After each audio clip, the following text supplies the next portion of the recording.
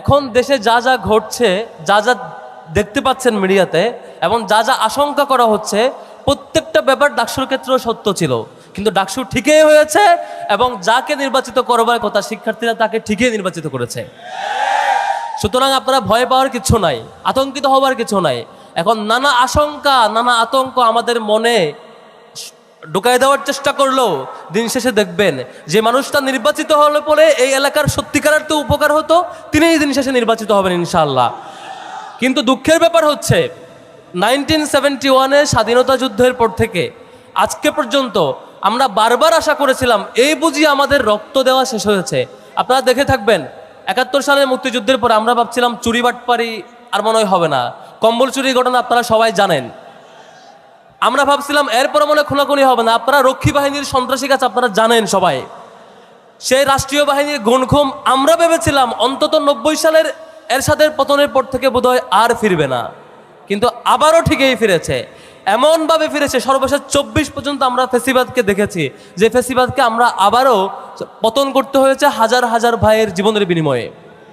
কিন্তু একটা কমিটমেন্ট আমাদের নেওয়া লাগবে, যেটা আমরা বিশ্ববিদ্যালয়ে নিয়েছি। ঢাকা বিশ্ববিদ্যালয়ে আমরা আগে দেখেছিলাম যে বিশ্ববিদ্যালয়ে কয়দিন পর পর সবাই শপথ নেয় এবার বোঝায় আমরা ভালো হব, আবারও ঠিক আবার মারামারি এবং রাজনৈতিক বাজে কালচার ফিরে আসে।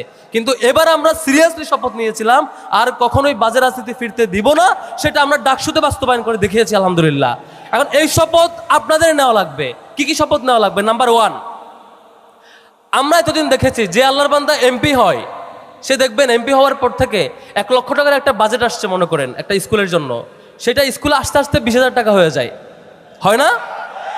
আমরা এই ধরনের দুর্নীতিবাজকে এখন লাল কার্ড দেখাবো ইনশাআল্লাহ।